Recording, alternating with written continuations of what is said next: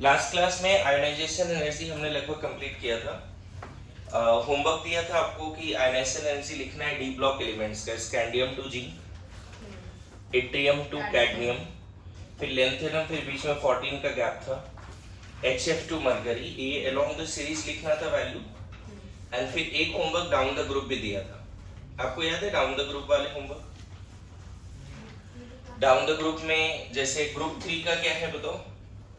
Down the group में group 3 का कुछ याद करके बताओ। ग्रुप 3 का क्या क्या आता है?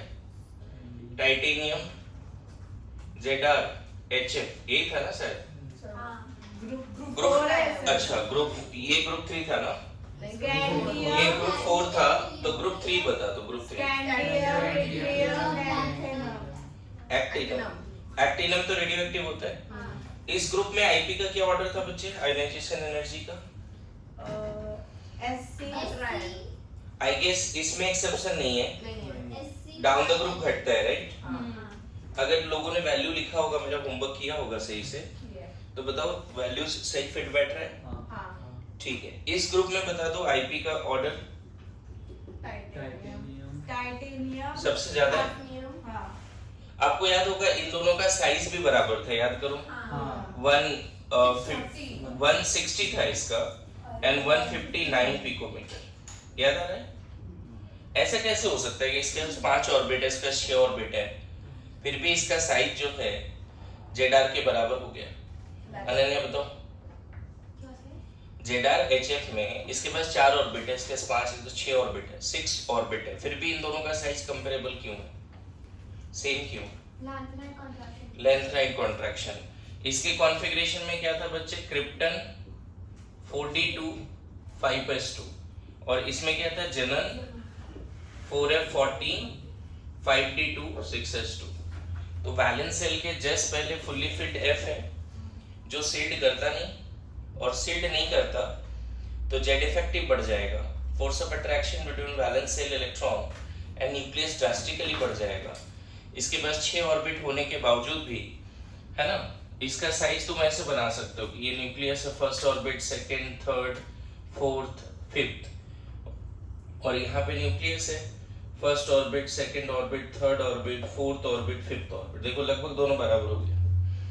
ऑर्बिट सॉरी 6 ऑर्बिट होगा ना इसमें, तो यहाँ पे ये डिस्टेंस कितना आ रहा है? 160, और ये कितना आ रहा है? 159। ये एनसीईआरटी का डेटा भी है। तो इन दोनों में ना साइज में एक्सेप्शंस हैं। डाउन द ग्रुप साइज बढ़ना चाहिए, लेकिन 45D का मैंने ऐसे लिखाया था साइज का, अगर आप साइज का डेटा याद करो, 3D सबसे छोटा, 4D and 5D approximately same. ये साइज वाला आप देखना वहां पे लिखा है साइज में, सबसे छोटा कौन? 3D एंड 4D 5D का साइज ऑलमोस्ट सेम। वो ग्राफ भी एनसीईआरटी का बताता है, याद करो, अलोंग द सीरीज क्या होता है, डाउन द ग्रुप क्या होता है। उसी तरह आईपी इसमें क्या है? सबसे ज्यादा टीआई बोल रहे हो तुम लोग, डेटा चेक किए राइट? फिर HF, फिर टाइटेनियम और HF का सर अप्रोक्सीमेटली इक्वल था।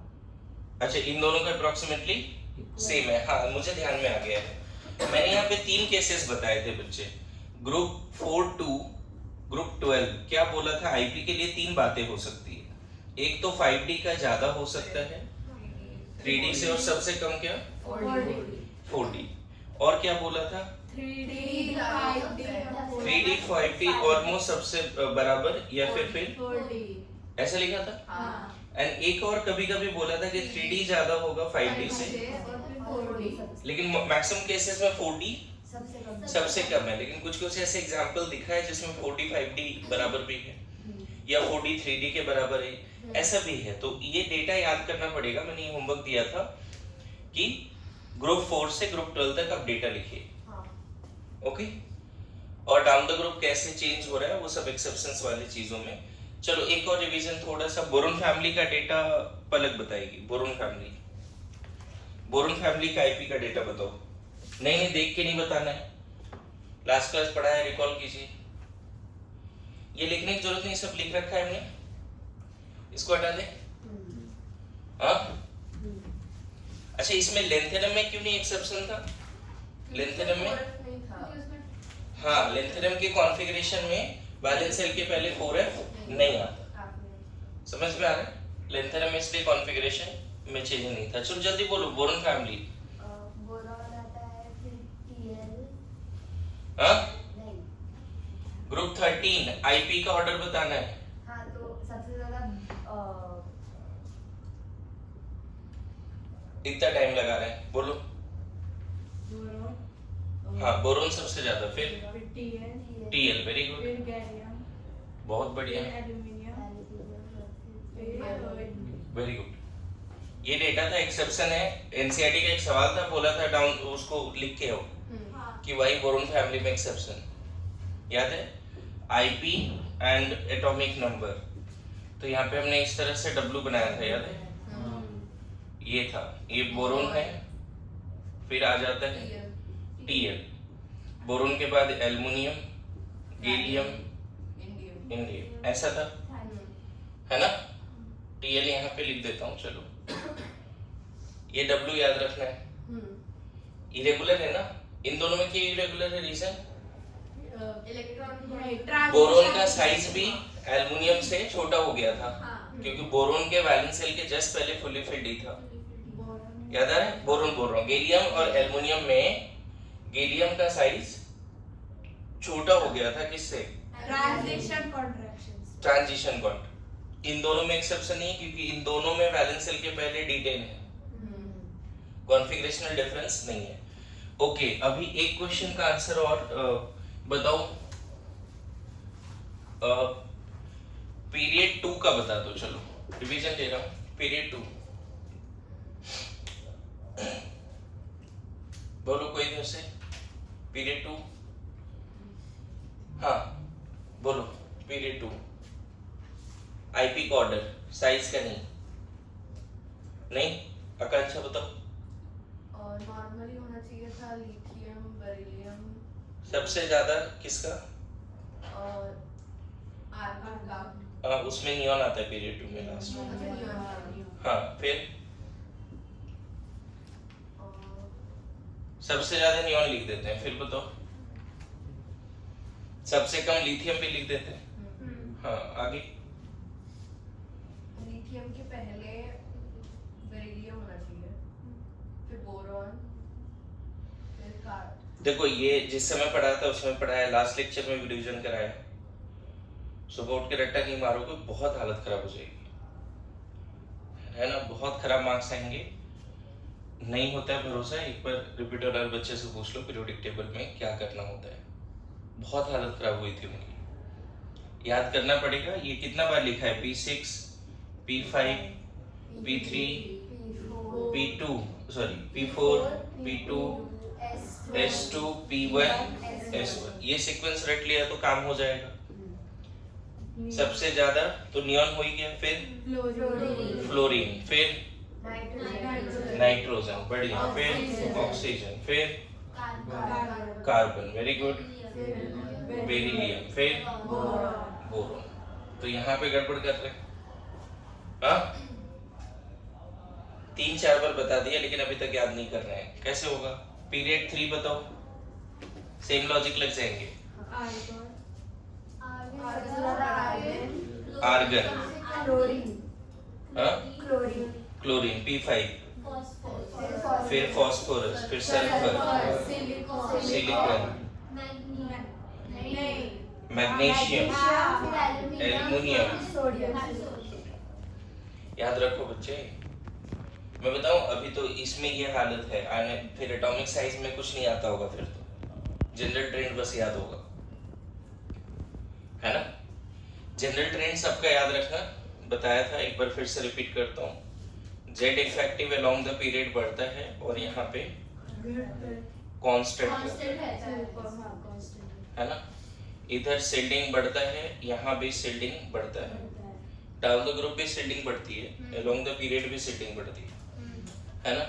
इसी में अगर ionisation energy along the period बात करें तो बढ़ता है, down the group ionisation energy बात करें तो घटता है। एटॉमिक साइज का बात करें तो ये घटता है along the period, and down the group atomic size बढ़ता है। तो ये जनरल ट्रेंड है। इसमें कितने एक्सेप्शंस है वही तो आपको होमवर्क है।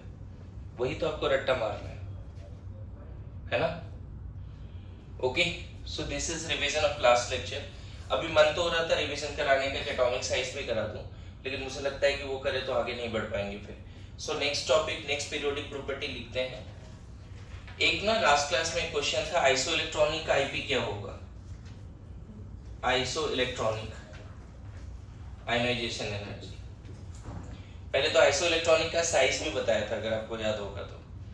आइसो इलेक्ट्रॉनिक में देखो ये सब आता है, Al+3 Mg+2 Na+, F-, O-2 N-3 C-4, ये सब लिख सकते हैं। ये सब आइसो इलेक्ट्रॉनिक है। तो आइसो इलेक्ट्रॉनिक का आईपी का वैल्यू बताओ। सबसे डिफिकल्ट इलेक्ट्रॉन निकालना किससे होगा? सबके पास 10 इलेक्ट्रॉन है, ध्यान रखना। सबके पास कितने इलेक्ट्रॉन है? 10। लेकिन इसके पास प्रोटॉन 13 है, इसके पास 12 है, इसके 10, इसके पास 9, 8, 7, 4, 6 ऐसे। तो 10 इलेक्ट्रॉन 13 प्रोटॉन अट्रैक्ट कर रहा है। नहीं लगता है कि यहाँ पे 10 इलेक्ट्रॉन को सबसे ज्यादा अट्रैक्शन मिलेगा? बोलो। तो आइसो इलेक्ट्रॉनिक में आईपी ऐसे चलता है, और यही अगर साइज का बात करते तो उल्टा चलता, मोर नेगेटिव मोर साइज। साइज वाला उधर पढ़ाया था। जितने भी आइसो इलेक्ट्रॉनिक स्पीसीज हैं, और ऐसे भी बताओ ना, it is very difficult to remove electron from negatively charged atom और पॉजिटिवली चार्ज्ड एटम। सोचो, थोड़ा सोच के देखो। इनफैक्ट अगर बात करें आयोनाइजेशन एनर्जी, तो मुझे बताओ A+ का ज्यादा होगा, A का ज्यादा होगा, A- का ज्यादा होगा? ये ऑर्डर होना चाहिए ना। A- अगर 2 है तो और कम। सेम एटम के लिए ना बच्चे, कैटायन का ज्यादा होगा, और यहाँ पे A+2 भी लिख सकते हो। A+2 का और ज्यादा, फिर A, फिर A-, A-2। सेम एटम के लिए कंसेप्ट में कोई एक्सेप्शन नहीं है। इसमें कॉन्फ़िगरेशन देखने का जरूरत नहीं। बहुत इंफॉर्मेशन है बोर्ड पे, एक बार लेक्चर नंबर डालो और फिर इसको लिखो।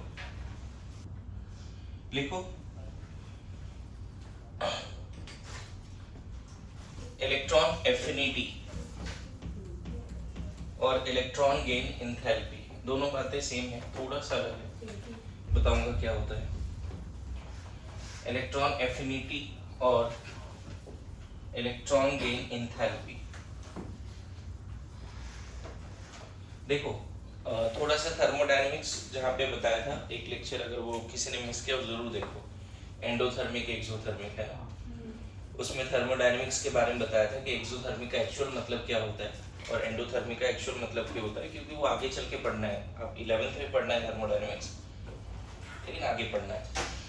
इसमें जैसे मान लो ये बताया था कि कोई गैसियस एटम है और एक इलेक्ट्रॉन निकालना है, तो इस केस में आयोनाइजेशन एनर्जी 1 बोलते हैं, और ये हमेशा पॉजिटिव होता है, always positive. Always energy is needed to remove the electron from an isolated gaseous atom. और अगर न्यूट्रल एटम का पॉजिटिव है तो कैटायन से इलेक्ट्रॉन निकालना है तो ये भी और ज्यादा पॉजिटिव होगा, right? I2 always greater than I1 for the same atom, और इसके इसमें कॉन्फ़िगरेशन भी नहीं देखते। अगर इससे इलेक्ट्रॉन निकालना है तो समझ में आ रहा है? I3 ऐसा बताया था। अब मैं तुम्हें क्वेश्चन पूछूं कि किसी एनायन से इलेक्ट्रॉन निकालना है और न्यूट्रल एटम बनाना है, तब क्या लगता है आपको? थोड़ा सा एनर्जी से कनेक्ट कर रहा हूं इलेक्ट्रॉन गेन एंथैल्पी को। बताओ इस प्रोसेस में एनर्जी रिक्वायर्ड होगा या रिलीज होगा?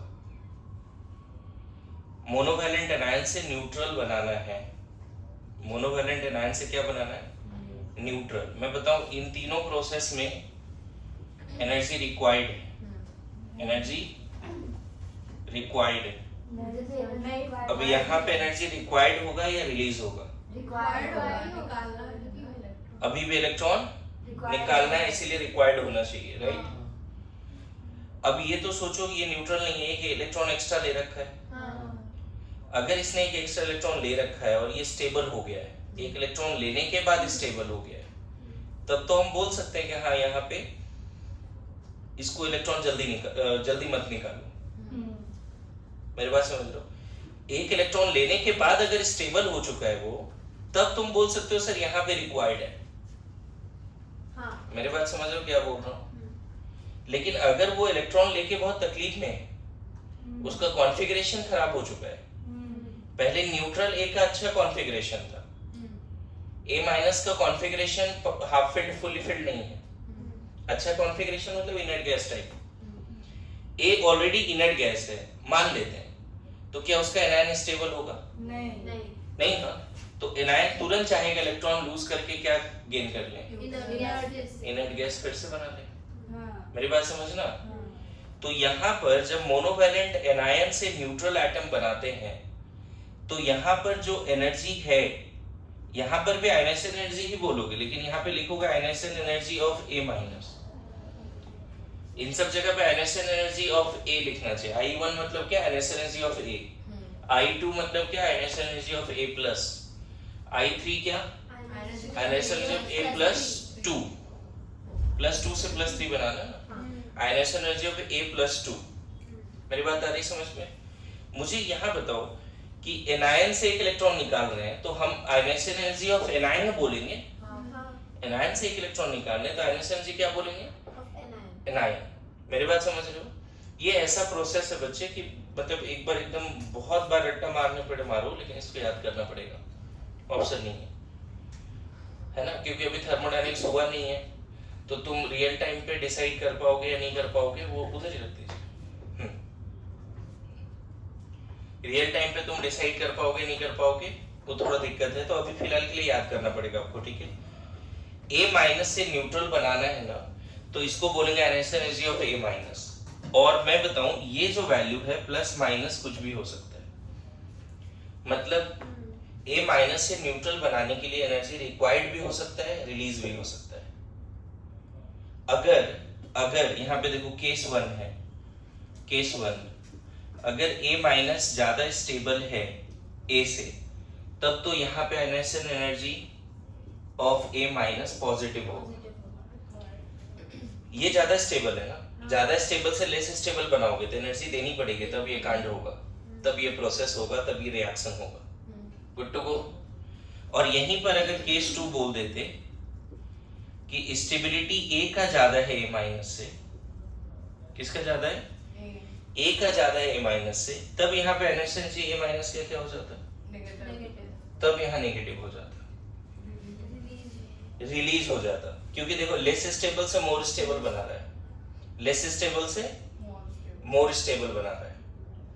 अगर लेस स्टेबल से मोर स्टेबल बनता है, प्रोडक्ट अगर ज्यादा स्टेबल है, तो उस दिन बताया था लेक्चर में एक्सोथर्मिक होता है, याद करो। इसीलिए भी शुरुआत में बोला कि एक्सोथर्मिक एंडोथर्मिक में जो पॉइंट लिखाया था वो याद करो। प्रोडक्ट अगर ज्यादा स्टेबल है रिएक्टेंट से, तो एनर्जी रिलीज होगी और वो प्रोसेस होगा, वो प्रोसेस हो जाएगा अपने आप, तुम्हें कुछ नहीं करने की जरूरत है। लेकिन मोर स्टेबल से लेस स्टेबल बनाना है, मोर स्टेबल से लेस स्टेबल बनाना है, तो ये प्रोसेस कराने के लिए तुम्हें फोर्स करना पड़ेगा, मतलब एनर्जी इज नीडेड। फिर से देखो, ए माइनस अगर ज्यादा स्टेबल है, ए लेस स्टेबल है, तो एनर्जी इज नीडेड, इस केस में बोलते हैं एंडोथर्मिक। समझ में?